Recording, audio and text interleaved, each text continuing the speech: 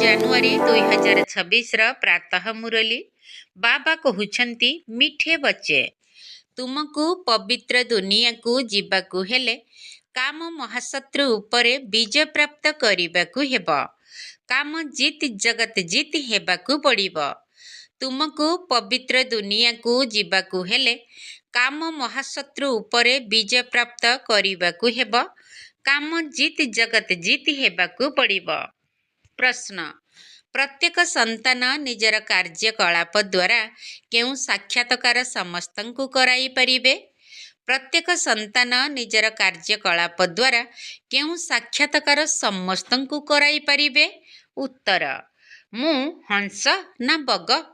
ଏହା ପ୍ରତ୍ୟେକ ନିଜର କାର୍ଯ୍ୟକଳାପ ଦ୍ୱାରା ସମସ୍ତଙ୍କୁ ସାକ୍ଷାତକାର କରାଇ ପାରିବେ। କାରଣ ହଂସ କେବେ କାହାକୁ ଦୁଃଖ ଦିଏ ନାହିଁ। ବଗମାନେ ହିଁ ଦୁଃଖ ଦେଇଥାନ୍ତି, କାରଣ ସେମାନେ ବିକାରୀ ଅଟନ୍ତି। ତୁମେ ପିଲାମାନେ ଏବେ ବଗରୁ ହଂସ ହୋଇଛ। ତୁମ ଭଳି ପାରସ ବୁଦ୍ଧି ହେଉଥିବା ସନ୍ତାନମାନଙ୍କର କର୍ତ୍ତବ୍ୟ ହେଉଛି ସମସ୍ତଙ୍କୁ ପାରସ ବୁଦ୍ଧି କରିବା। ଓମ୍ ଶାନ୍ତି। ଯେତେବେଳେ ଓମ୍ ଶାନ୍ତି କୁହାଯାଏ, ସେତେବେଳେ ନିଜର ସ୍ୱଧର୍ମ ମନେ ପଡ଼ିଯାଏ।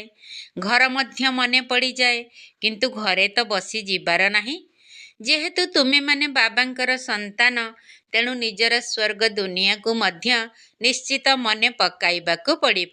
ତେଣୁ ଓମ୍ ଶାନ୍ତି କହିବା ଦ୍ୱାରା ସାରା ଜ୍ଞାନ ବୁଦ୍ଧିରେ ଆସିଯାଉଛି।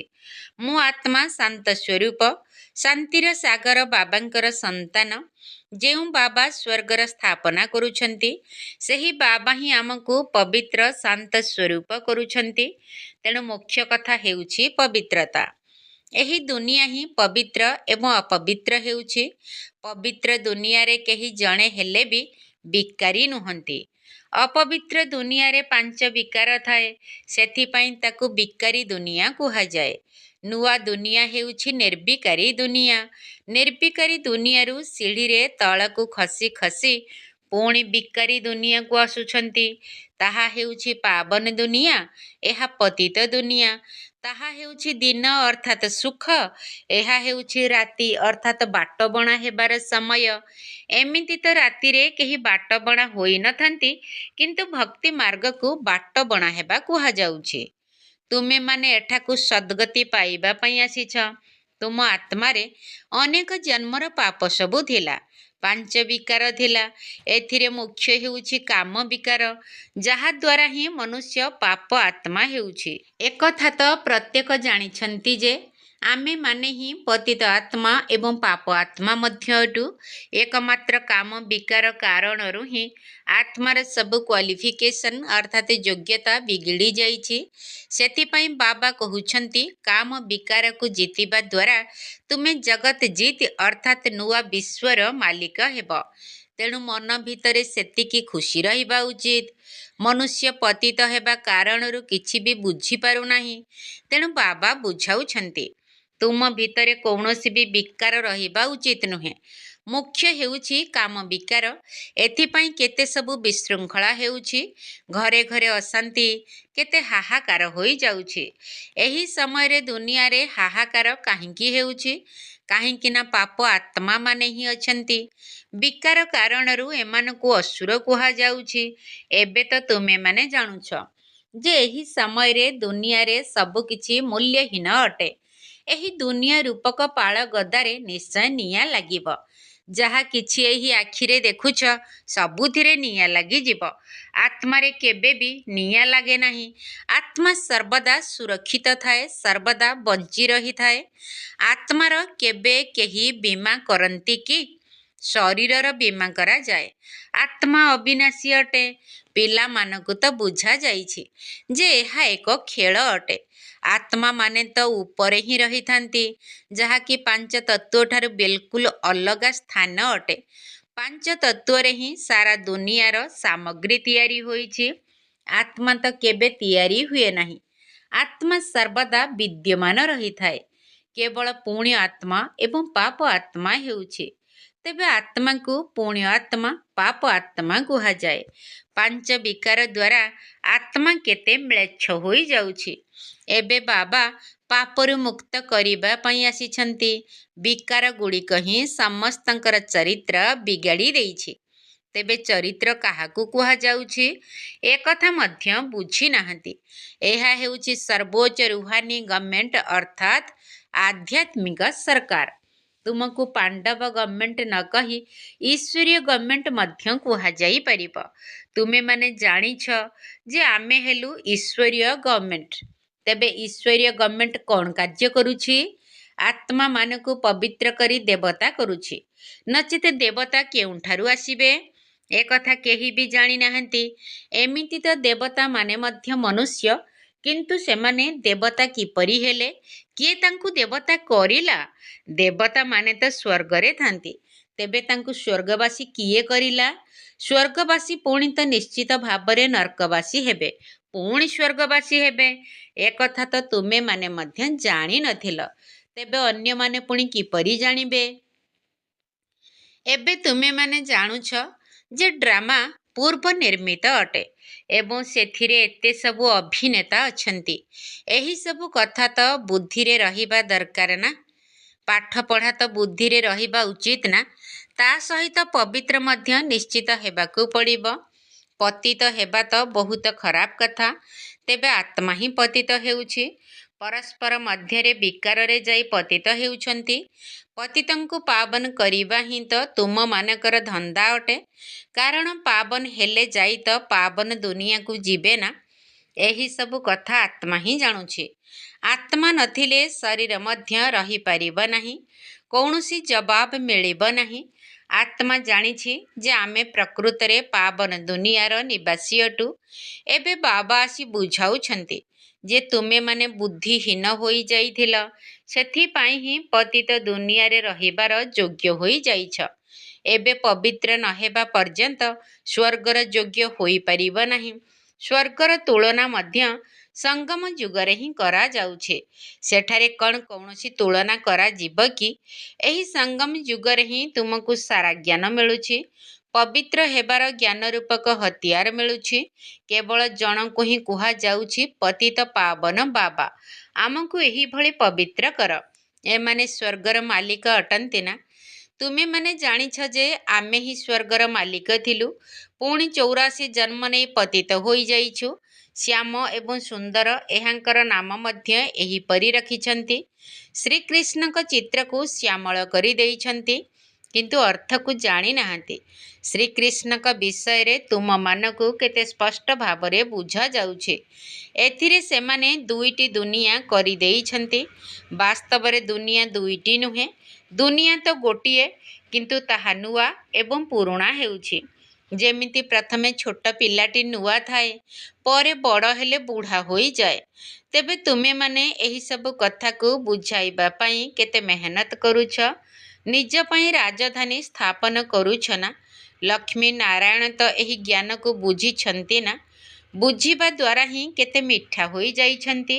ତେବେ ତାଙ୍କୁ ଏକଥା କିଏ ବୁଝାଇଛନ୍ତି? ସ୍ୱୟଂ ଭଗବାନ। ଏଠାରେ ଯୁଦ୍ଧ ଆଦିର କୌଣସି କଥା ହିଁ ନାହିଁ। ଭଗବାନ କେତେ ବୁଦ୍ଧିମାନ, କେତେ ଜ୍ଞାନବାନ ଏବଂ କେତେ ପବିତ୍ର ଅଟନ୍ତି। ଶିବଙ୍କ ଚିତ୍ର ବା ମୂର୍ତ୍ତି ଆଗରେ ସବୁ ମନୁଷ୍ୟ ଯାଇ ନତମସ୍ତକ ହେଉଛନ୍ତି, କିନ୍ତୁ ସେ କିଏ, କ'ଣ କରୁଛନ୍ତି ଏକଥା କେହି ବି ଜାଣିନାହାନ୍ତି। ଶିବ, କାଶୀ ବିଶ୍ୱନାଥ, ଗଙ୍ଗା କେବଳ କହି ଚାଲିଛନ୍ତି, ଅର୍ଥ ଟିକିଏ ହେଲେ ବୁଝନ୍ତି ନାହିଁ। ଯଦି ତୁମେ ବୁଝାଇବ, ତେବେ କହିବେ ତୁମେ ଆମକୁ କ'ଣ ବୁଝାଇବ? ଆମେ ତ ବେଦ ଶାସ୍ତ୍ର ଆଦି ସବୁ ପଢ଼ିଛୁ, କିନ୍ତୁ ରାମରାଜ୍ୟ କାହାକୁ କୁହାଯାଏ ଏକଥା କେହି ଜାଣିନାହାନ୍ତି। ରାମରାଜ୍ୟ ସତ୍ୟଯୁଗ ନୂଆ ଦୁନିଆକୁ ହିଁ କୁହାଯାଉଛି। ତୁମ ଭିତରେ ବି କ୍ରମାନ୍ୱୟରେ ଅଛନ୍ତି, ଯେଉଁମାନଙ୍କ ବୁଦ୍ଧିରେ ଧାରଣା ହେଉଛି। ଅନେକ ସନ୍ତାନ ତ ଭୁଲି ବି ଯାଉଛନ୍ତି, କାହିଁକି ନା ବିଲକୁଲ ପଥର ବୁଦ୍ଧି ହୋଇଯାଇଛନ୍ତି। ତେଣୁ ବର୍ତ୍ତମାନ ଯେଉଁମାନେ ପାରସ ବୁଦ୍ଧି ହୋଇଛନ୍ତି, ସେମାନଙ୍କର କାମ ହେଲା ଅନ୍ୟମାନଙ୍କୁ ପାରସ ବୁଦ୍ଧି କରିବା। ପଥର ବୁଦ୍ଧି ଆତ୍ମାଙ୍କର କାର୍ଯ୍ୟକଳାପ ତ ପୂର୍ବ ଭଳି ହିଁ ରହିବ, କାହିଁକି ନା ହଂସ ଏବଂ ବଗ ହୋଇଗଲେ ନା। ହଂସ ଅର୍ଥାତ୍ ପବିତ୍ର ଆତ୍ମା କେବେ କାହାକୁ ଦୁଃଖ ଦେଇନଥାନ୍ତି। ବଗ ଅର୍ଥାତ୍ ପତିତ ଆତ୍ମା ହିଁ ଦୁଃଖ ଦେଇଥାନ୍ତି। କେତେକଙ୍କର ଚାଲିଚଳନ ତ ପୂରାପୂରି ବଗମାନଙ୍କ ଭଳି ହିଁ ହୋଇଥାଏ। ସେମାନଙ୍କ ଭିତରେ ସବୁ ବିକାର ରହିଥାଏ। ଏଠାକୁ ମଧ୍ୟ ଏହିପରି ବହୁତ ବିକାରୀ ମନୁଷ୍ୟ ଆସିଯାଉଛନ୍ତି, ଯାହାଙ୍କୁ ଅସୁର କୁହାଯାଉଛି, ଚିହ୍ନି ହେଉନାହିଁ। ବହୁତ ସେଣ୍ଟରକୁ ମଧ୍ୟ ବିକାରୀ ଲୋକମାନେ ଆସୁଛନ୍ତି, ବାହାନା କରୁଛନ୍ତି, ମୁଁ ବ୍ରାହ୍ମଣ ଅର୍ଥାତ୍ ବିକେ ଅଟେ, କିନ୍ତୁ ତାହା ସମ୍ପୂର୍ଣ୍ଣ ମିଥ୍ୟା। ଏହାକୁ ମିଛ ଦୁନିଆ କୁହାଯାଉଛି ନା? ନୂଆ ଦୁନିଆ ତ ସତ୍ୟର ଦୁନିଆ ଅଟେ। ବର୍ତ୍ତମାନ ହେଉଛି ସଙ୍ଗମ। ଉଭୟଙ୍କ ଭିତରେ କେତେ ଫରକ ରହୁଛି। ଯେଉଁମାନେ ମିଛ କଥା କହି ମିଛ କାମ କରୁଛନ୍ତି, ସେମାନେ ଥାର୍ଡ଼ ଗ୍ରେଡ୍ ହେଉଛନ୍ତି। ଫାଷ୍ଟ ଗ୍ରେଡ୍, ସେକେଣ୍ଡ ଗ୍ରେଡ୍ ତ ରହିଛି ନା? ବାବା କହୁଛନ୍ତି ପବିତ୍ରତାର ମଧ୍ୟ ପୁରା ପ୍ରମାଣ ଦେବାକୁ ହେବ। କେହି କହୁଛନ୍ତି ଏମାନେ ସ୍ତ୍ରୀ ପୁରୁଷ ଦୁଇ ଜଣ ଯାକ ଏକାଠି ରହି ପବିତ୍ର ରହୁଛନ୍ତି। ଏହା ତ ଅସମ୍ଭବ କଥା। ତେଣୁ ପିଲାମାନଙ୍କୁ ବୁଝାଇବା ଦରକାର। ଯୋଗବଳ ନଥିବା କାରଣରୁ ଏତେ ସହଜ କଥା ମଧ୍ୟ ଠିକ୍ ଭାବରେ ବୁଝାଇ ପାରୁନାହାନ୍ତି। ସେମାନଙ୍କୁ ଏହି କଥା କେହି ବୁଝାଉନାହାନ୍ତି ଯେ ଏଠାରେ ଆମକୁ ଭଗବାନ ପାଠ ପଢ଼ାଉଛନ୍ତି। ସେ କହୁଛନ୍ତି ତୁମେମାନେ ପବିତ୍ର ହେଲେ 21 ଜନ୍ମ ପର୍ଯ୍ୟନ୍ତ ସ୍ୱର୍ଗ ଦୁନିଆର ମାଲିକ ହେବ। କାରଣ ତାହା ହେଉଛି ପବିତ୍ର ଦୁନିଆ। ସେଠାରେ କେହି ପତିତ ଆତ୍ମା ନଥାନ୍ତି। ସେଠାରେ ତ ପାଞ୍ଚ ବିକାର ହିଁ ନାହିଁ। ତାହା ହେଉଛି ନିର୍ବିକାରୀ ଦୁନିଆ। ଏହା ବିକାରୀ ଦୁନିଆ। ଆମକୁ ସତ୍ୟ ଯୁଗର ରାଜ୍ୟ ଅଧିକାର ମିଳୁଛି। ତେଣୁ ଆମେ ଏହି ଗୋଟିଏ ଜନ୍ମ ପାଇଁ କାହିଁକି ପବିତ୍ର ନ ହେବୁ? ଆମକୁ ତ ବହୁତ ବଡ଼ ଲଟେରୀ ମିଳୁଛି। ତେଣୁ ଖୁସି ହେଉଛୁ। ଦେବୀ ଦେବତାମାନେ ପବିତ୍ର ଅଟନ୍ତି ନା? ଅପବିତ୍ରରୁ ପବିତ୍ର ମଧ୍ୟ ପରମାତ୍ମା ପିତା ହିଁ କରାଇବେ ନା?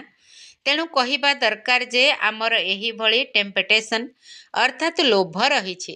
ବାବା ହିଁ ଆମକୁ ଏପରି କରାଉଛନ୍ତି। ବାବାଙ୍କ ବିନା ତ ନୂଆ ଦୁନିଆ କେହି ବି ସ୍ଥାପନ କରିପାରିବେ ନାହିଁ।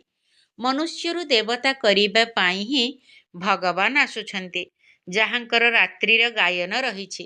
ଏକଥା ମଧ୍ୟ ବୁଝାଯାଇଛି ଯେ ଜ୍ଞାନ, ଭକ୍ତି ଏବଂ ବୈରାଗ୍ୟ। ଜ୍ଞାନ ଏବଂ ଭକ୍ତି ଅଧା ଅଧା ଅଟେ। ଭକ୍ତି ପରେ ପୁଣି ବୈରାଗ୍ୟ। ଏବେ ତ ଘରକୁ ଯିବାକୁ ହେବ। ତେଣୁ ଏହି ଶରୀର ରୂପୀ ବସ୍ତ୍ରକୁ ତ୍ୟାଗ କରିବାକୁ ହେବ। ଏହି ଛି ଦୁନିଆରେ ତ ରହିବାର ନାହିଁ। 84 ଜନ୍ମର ଚକ୍ର ମଧ୍ୟ ଏବେ ପୂରା ହେଉଛି। ଏବେ ଆମକୁ ଭାୟା ଶାନ୍ତିଧାମ ସ୍ୱର୍ଗ ଦୁନିଆକୁ ଯିବାକୁ ହେବ। ପ୍ରଥମେ ଅଲଫ ଅର୍ଥାତ୍ ଶିବ ବାବାଙ୍କ ଉପରେ ନିଶ୍ଚୟ କରାଇବାକୁ ହେବ। ଭୁଲିବା ଉଚିତ ନୁହେଁ। ଏକଥା ମଧ୍ୟ ପିଲାମାନେ ଜାଣିଛନ୍ତି ଯେ ଏହି ପୁରୁଣା ଦୁନିଆ ସମାପ୍ତ ହେବାକୁ ଯାଉଛି। ବାବା ନୂଆ ଦୁନିଆ ସ୍ଥାପନ କରୁଛନ୍ତି। ବାବା ଅନେକ ଥର ସ୍ୱର୍ଗର ସ୍ଥାପନା କରିବା ପାଇଁ ଆସିଛନ୍ତି। ନର୍କର ବିନାଶ ମଧ୍ୟ ହେବ। ନର୍କ ଦୁନିଆ କେତେ ବଡ଼, ସ୍ୱର୍ଗ ଦୁନିଆ କେତେ ଛୋଟ। ନୂଆ ଦୁନିଆରେ ଗୋଟିଏ ହିଁ ଧର୍ମ ରହିବ। ଏଠାରେ ତ ଅନେକ ଧର୍ମ ରହିଛି। ତେବେ ସେହି ଗୋଟିଏ ଧର୍ମ କିଏ ସ୍ଥାପନ କରିଥିଲେ? ବ୍ରହ୍ମା ତ କରିନାହାନ୍ତି। ବ୍ରହ୍ମା ତ ନିଜେ ପତିତରୁ ପାବନ ହେଉଛନ୍ତି। ମୋ ପାଇଁ ତ ପତିତ ଏବଂ ପାବନ ହେବାର କଥା କୁହାଯିବ ନାହିଁ। ପବିତ୍ର ଥିବାବେଳେ ଏହାଙ୍କର ନାମ ହିଁ ଲକ୍ଷ୍ମୀ ନାରାୟଣ ଅଟେ। ବ୍ରହ୍ମାଙ୍କର ଦିନ, ବ୍ରହ୍ମାଙ୍କର ରାତ୍ରିର ଗାୟନ ରହିଛି। ଇଏ ପ୍ରଜାପିତା ବ୍ରହ୍ମା ଅଟନ୍ତି ନା? ଶିବ ବାବାଙ୍କୁ ଅନାଦି ରଚୟିତା କୁହାଯାଉଛି। ଅନାଦି ଶବ୍ଦ ବାବାଙ୍କ ପାଇଁ ହିଁ ଉଦ୍ଦିଷ୍ଟ। ବାବା ମଧ୍ୟ ଅନାଦି, ଆତ୍ମାମାନେ ମଧ୍ୟ ଅନାଦି ଏବଂ ଖେଳ ମଧ୍ୟ ଅନାଦି। ପୂର୍ବ ପ୍ରସ୍ତୁତ ଖେଳ ଅର୍ଥାତ୍ ଡ୍ରାମା।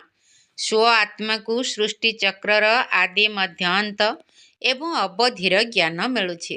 ଏହି ଜ୍ଞାନ କିଏ ଦେଉଛନ୍ତି? ବାବା।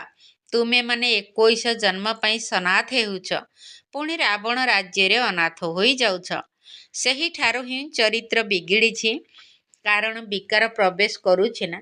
ବାକି ଦୁଇଟି ଦୁନିଆ ନାହିଁ। ମନୁଷ୍ୟ ଏପରି ମଧ୍ୟ ଭାବୁଛି ଯେ ନର୍କ ସ୍ୱର୍ଗ ସବୁ ଏକାଠି ଚାଲୁଛି। ଏବେ ତୁମମାନଙ୍କୁ କେତେ ସ୍ପଷ୍ଟ କରି ବୁଝାଯାଉଛି। ଏବେ ତୁମେମାନେ ଗୁପ୍ତରେ ଅଛ। ଶାସ୍ତ୍ରରେ ତ କ'ଣ ସବୁ ଲେଖି ଦେଇଛନ୍ତି। ଜ୍ଞାନ ରୂପକ ସୂତା କେତେ ଅଡ଼ୁଆ ହୋଇଯାଇଛି, ଯାହାକୁ ବାବାଙ୍କ ବିନା କେହି ସଜାଡ଼ି ପାରିବେ ନାହିଁ। ତାଙ୍କୁ ହିଁ ସମସ୍ତେ ଡାକୁଛନ୍ତି, କହୁଛନ୍ତି ଆମେ ଏବେ ମୂଲ୍ୟହୀନ ହୋଇଯାଇଛୁ। ଆପଣ ଆସି ଆମକୁ ପବିତ୍ର କରି ଆମର ଚରିତ୍ରକୁ ସୁଧାରନ୍ତୁ। ଏବେ ତୁମର ଚରିତ୍ର କେତେ ସୁଧୁରି ଯାଉଛି।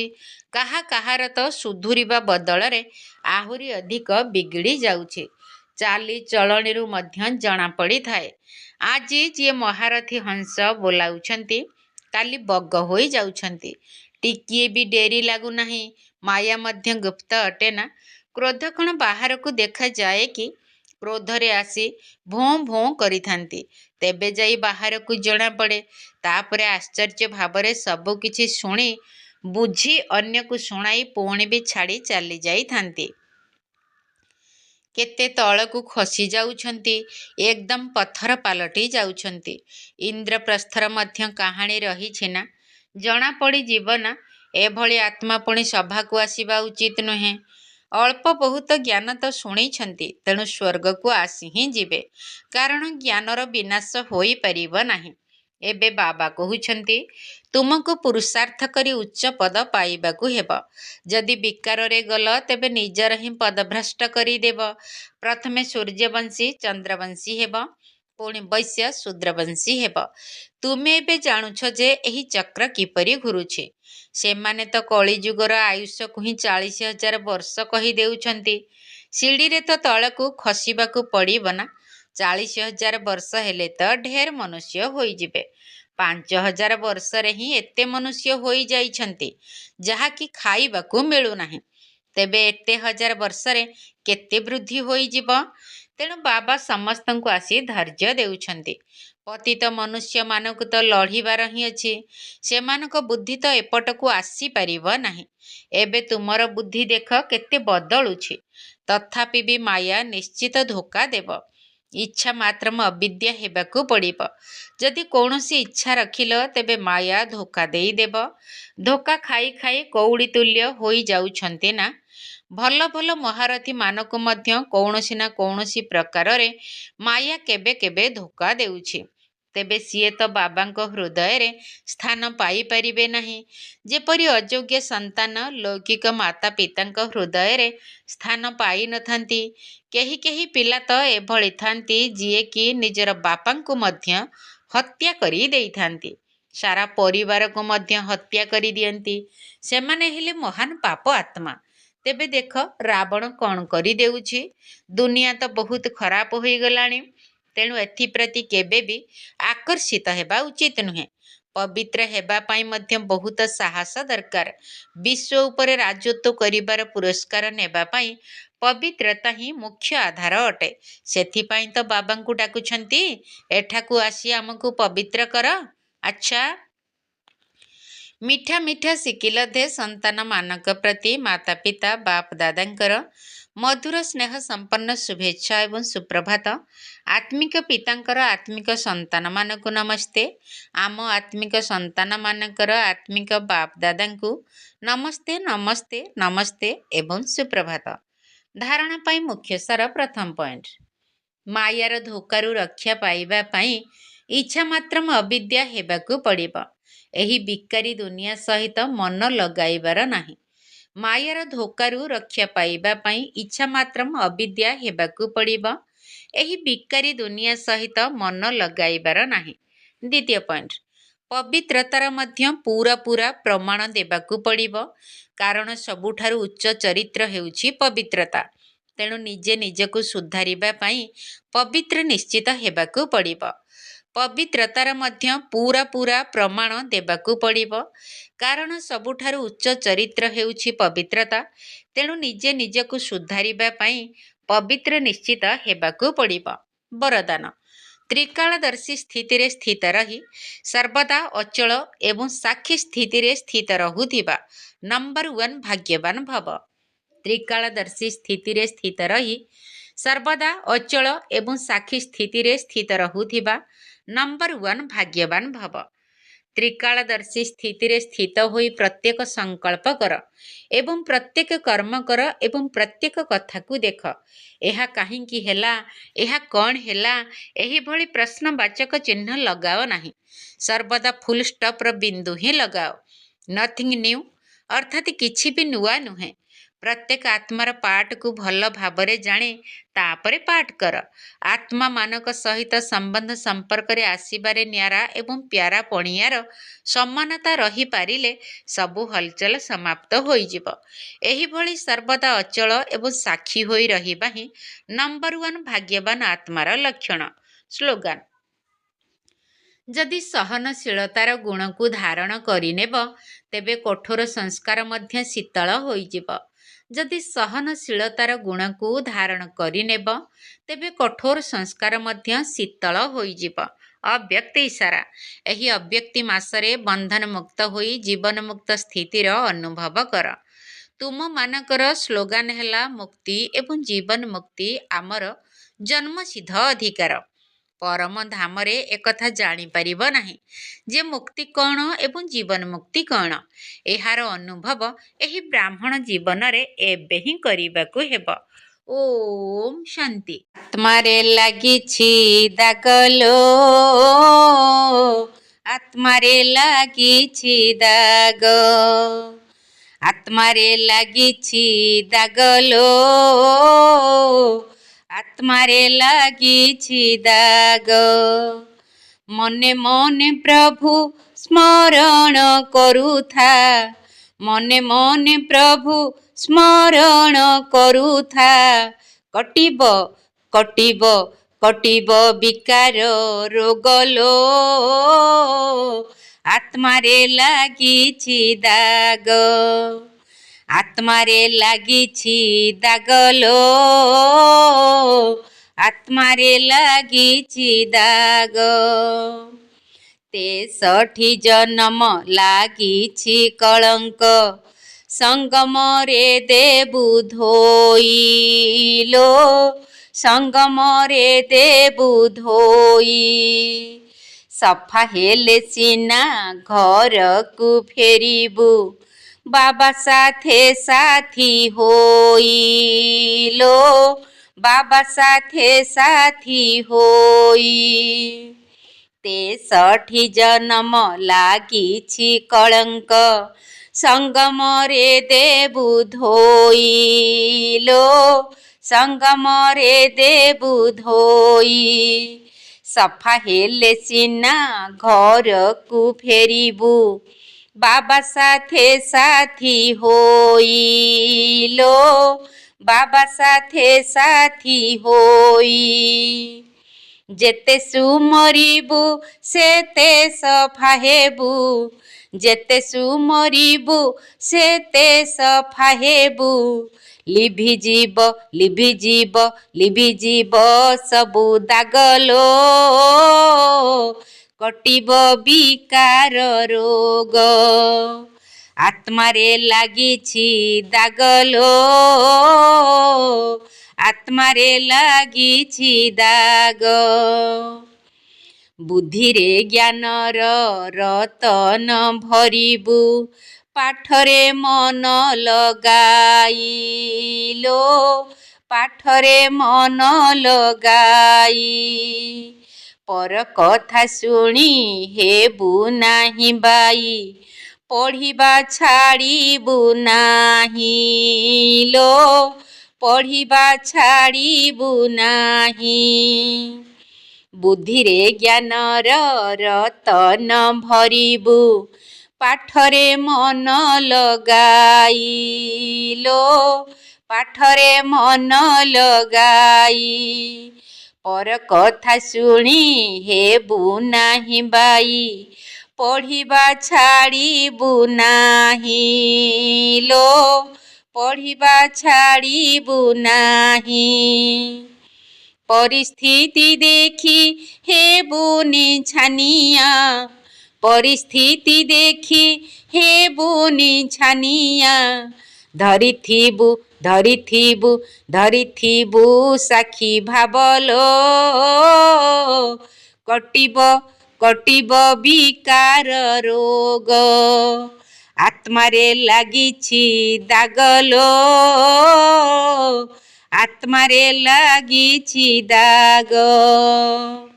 ସାକ୍ଷୀ ହୋଇ ଖେଳ ଦେଖୁଥିବୁ ସଦା, ବେହଦ ବୈରାଗୀ ହୋଇଲୋ, ବେହଦ ବୈରାଗୀ ହୋଇ। ବାଣୀ ସାଥେ ସାଥେ ସଂକଳ୍ପର ସେବା କରିବୁ ମନ ଲଗାଇଲୋ, କରିବୁ ମନ ଲଗାଇ। ସାକ୍ଷୀ ହୋଇ ଖେଳ ଦେଖୁଥିବୁ ସଦା, ବେହଦ ବୈରାଗୀ ହୋଇଲୋ, ବେହଦ ବୈରାଗୀ ହୋଇ। ବାଣୀ ସାଥେ ସାଥେ ସଂକଳ୍ପର ସେବା କରିବୁ ମନ ଲଗାଇଲୋ, କରିବୁ ମନ ଲଗାଇ। ସାରା ଦୁନିଆରେ ହେବ ହାହାକାର, ସାରା ଦୁନିଆରେ ହେବ ହାହାକାର, ତୁମର ତୁମର ତୁମର ହେବ ବିଜୟ ଲୋ, କଟିବ ବିକାର ରୋଗ। ଆତ୍ମାରେ ଲାଗିଛି ଦାଗ ଲୋ, ଆତ୍ମାରେ ଲାଗିଛି ଦାଗ। ମନେ ମନେ ପ୍ରଭୁ ସ୍ମରଣ କରୁଥା, ମନେ ମନେ ପ୍ରଭୁ ସ୍ମରଣ କରୁଥା, କଟିବ ବିକାର ରୋଗ ଲୋ, ଆତ୍ମାରେ ଲାଗିଛି ଦାଗ, ଆତ୍ମାରେ ଲାଗିଛି ଦାଗ ଲୋ, ଆତ୍ମାରେ ଲାଗିଛି ଦାଗ।